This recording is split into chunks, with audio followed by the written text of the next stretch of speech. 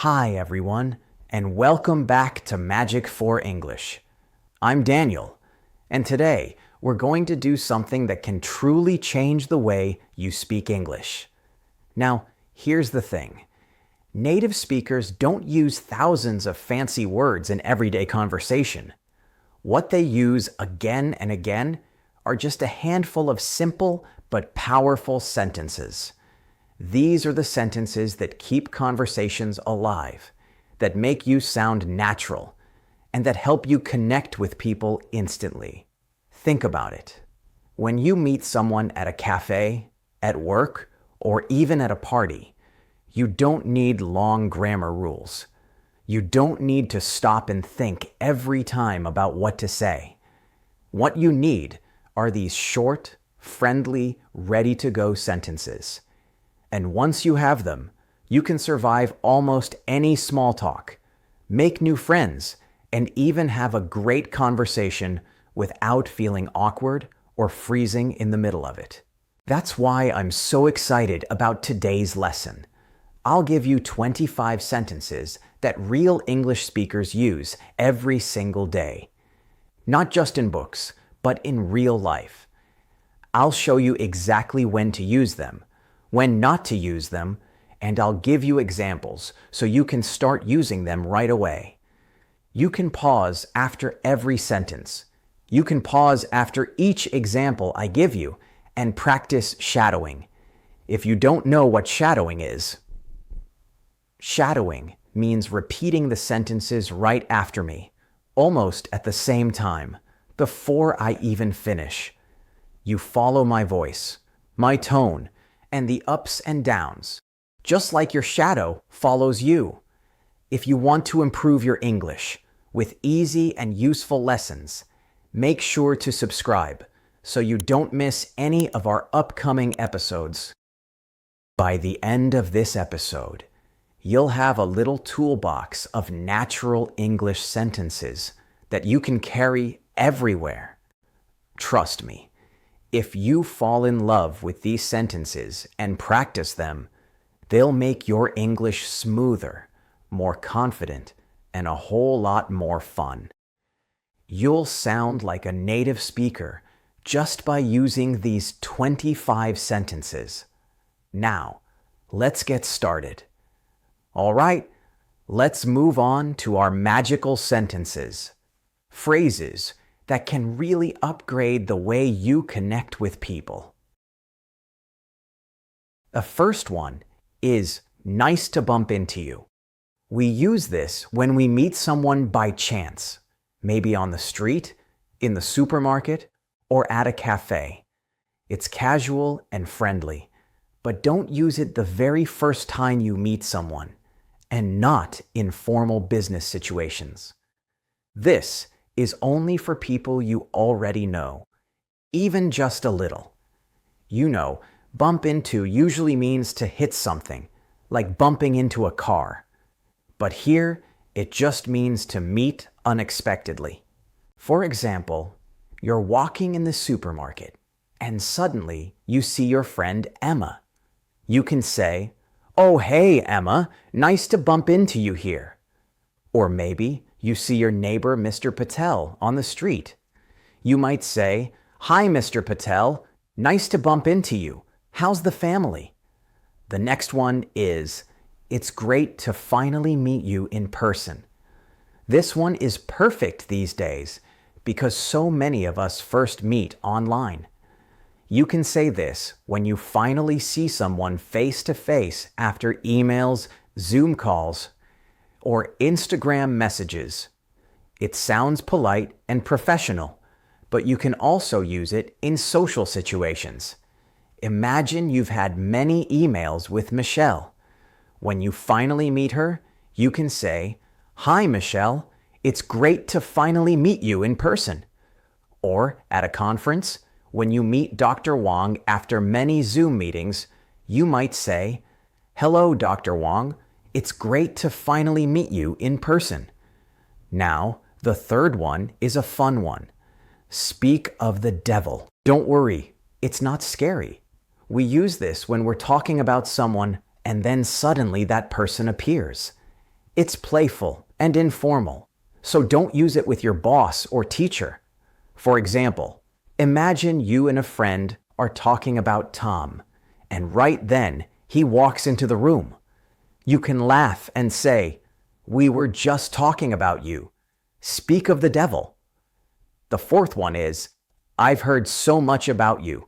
This is great when you meet someone for the first time, but you already know good things about them from a friend or a colleague.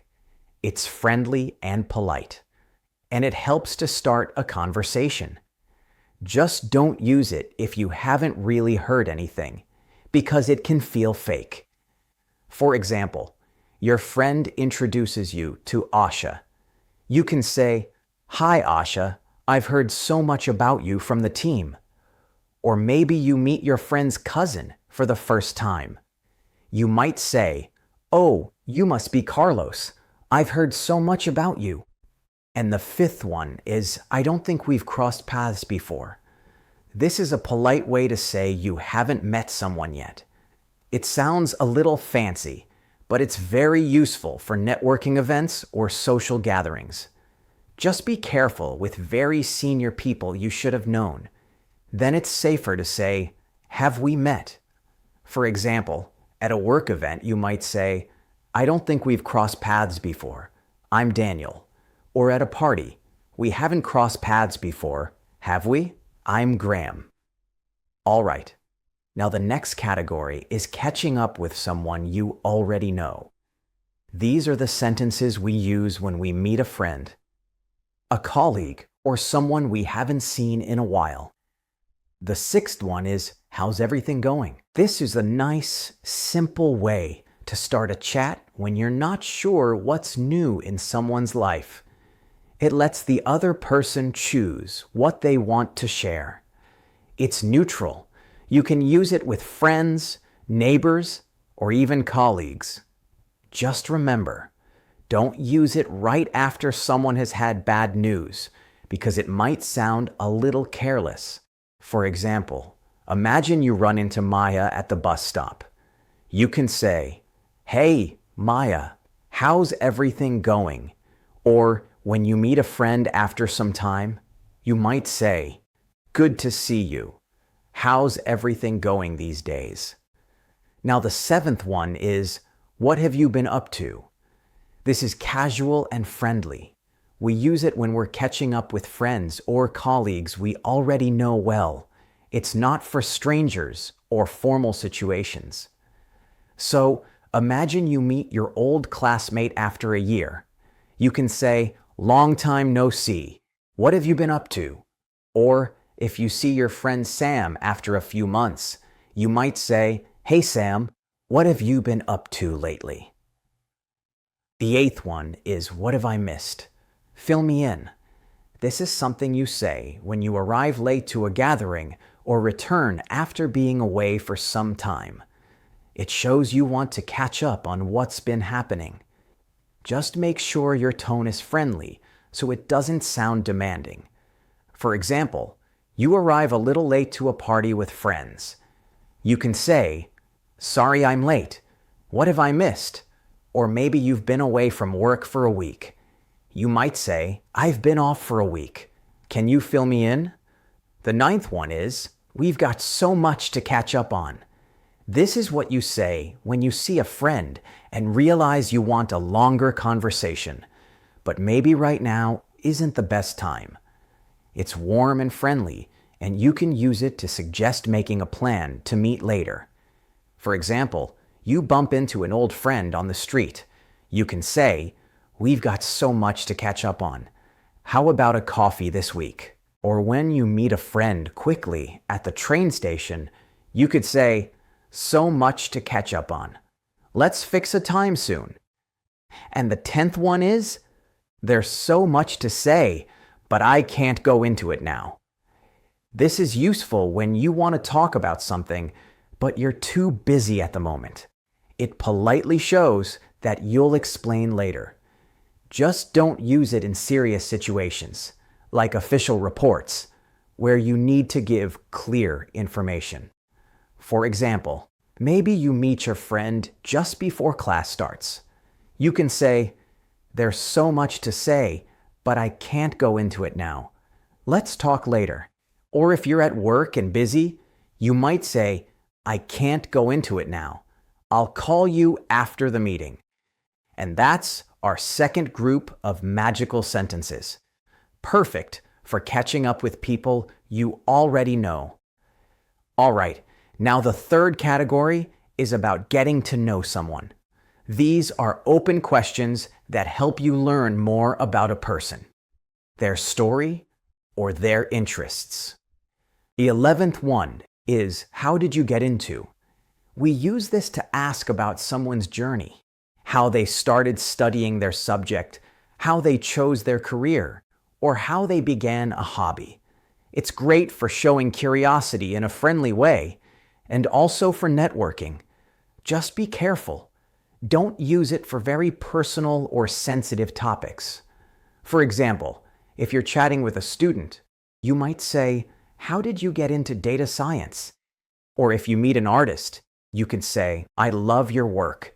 How did you get into animation? The 12th one is, what do you do for fun? Or what do you do outside of work?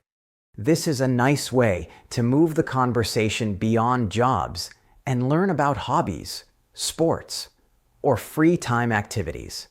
What do you do for fun is casual and friendly. What do you do outside of work is a little more neutral and polite. For example, if you're talking to a friend, you might ask, "So, what do you do for fun?" Or with a colleague, you could say, "Outside of work, what do you enjoy doing?" Now, the 13th one is, what makes you tick? This is an idiom, and it means what motivates you, or what gives you energy. We use it to ask about someone's passion, or what drives them in life. It's thoughtful and personal, so use it with friends or people you know fairly well, not with strangers or in very formal settings. For example, imagine you have a very consistent friend. You could say, "You're so consistent. What really makes you tick?" Or if you're curious about a teacher, you might ask, "As a teacher, what makes you tick day to day?" The 14th one is, what floats your boat?